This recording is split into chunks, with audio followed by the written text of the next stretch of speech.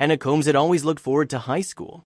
Like most teens, she dreamed of the excitement, the rush of new experiences, meeting new people, and maybe, just maybe, getting her first kiss. The idea of boys turning their heads, of fitting in, was something she longed for. She spent the summer planning it all: new outfits, a fresh look, and of course a makeover to catch every eye. She had always liked her hair, but this time, she wanted more. She wanted it to shine, to stand out. She wanted to look like the girls in the movies, and so she decided on blonde highlights. Marilyn Monroe had nothing on her. Her best friend Betsy thought she looked great, but Hannah's excitement didn't just stem from looking good. She was ready to turn the heads of every boy at school. Nothing could ruin it. She spent weeks obsessing over her outfits, visualizing how everything would unfold when she stepped into school. The first few weeks were uneventful. As Hannah had expected, no one was paying attention to her like she thought they would. The boys ignored her, and her blonde highlights didn't bring the attention she craved. It wasn't until one fateful afternoon when the teasing started. Hannah was talking to Betsy outside of school when a boy approached her. Without warning, he messed up her hair and mocked her. "Bet you think you look great now, loser," he jeered, laughing with his friends. The sting of humiliation hit her hard. Her heart raced, but she tried to shake it off. As tears welled up in her eyes, she fought to hold them back. Why was he so cruel? What did she do to deserve that? She could feel the eyes of everyone around them, and her cheeks flushed with shame. Something inside her cracked. Later that night, as she touched her scalp, she noticed something. The pain was more than emotional. She felt a strange sensation. Her scalp tingled, a crawling sensation that made her stomach churn. What was it? Had she scratched herself in her upset? Or was it something else? By the time she reached the school nurse, the feeling was stronger. Her scalp itched uncontrollably, and a deep gnawing unease settled in her gut. The nurse's reaction when she saw Hannah's scalp was far from calm. The nurse ordered Betsy to fetch the principal. The principal arrived quickly, his face tight with concern. He called her father, Christian, immediately. Hannah's world spun faster with every passing second. She couldn't even speak through her sob. All she could think about was how embarrassing it was, how her simple wish for attention turned into this nightmare.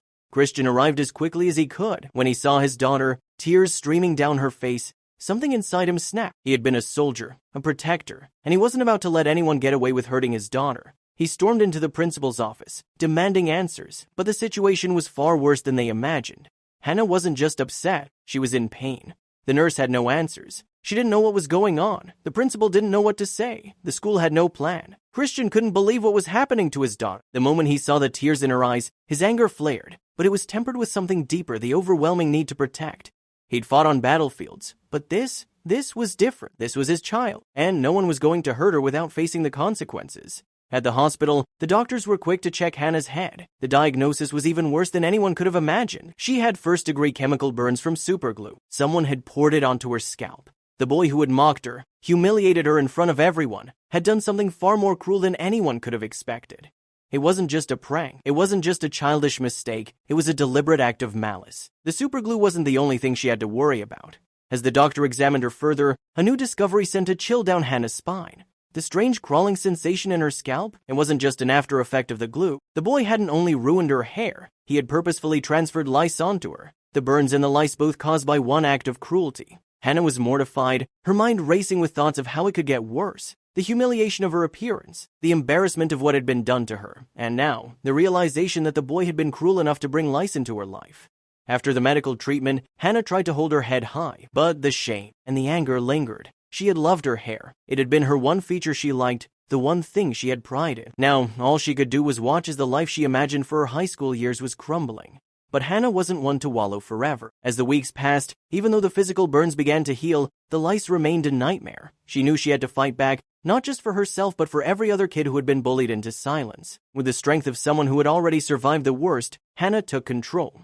She made an appointment with her hairdresser, and though she had no idea what would come next, she knew she had to reclaim her life. She dyed her hair bright red, the color of anger and defiance. She wanted it to be a symbol not of what was lost, but of what she had gained in the fight to survive. When she sat in front of the mirror and saw her reflection, it wasn't just about the hair, it was about the fire within her. She had a voice now. She wasn't afraid to speak out. Hannah created a Facebook community called Justice for Hannah, a space for others who had suffered from bullying. It was more than just a page. It was a movement, a call for action. And people listened. Support flooded in, signatures poured in. The petition to get the bully suspended, to make him apologize publicly, and to cover Hannah's hospital bills was signed by hundreds. Hannah was not alone anymore. Her parents stood by her every step of the way, proud of her for finding the courage to speak out. The school could no longer ignore the situation. At the next school assembly, in front of the entire student body and the parents, the bully was forced to stand on stage and apologize. But his apology wasn't the victory, it was Hannah's response. With her red hair shining bright, she turned to face him, her words clear and unwavering. "If that's how you express your feelings," she said, her voice steady, "you have a lot of growing up to do." The crowd erupted in applause. Hannah wasn't just a victim anymore. She had taken control of her story. Her journey wasn't just about revenge. It was about standing up, not just for herself, but for every kid who felt invisible. She had been the target, but now she was the voice for change. And no one would ever make her feel small again.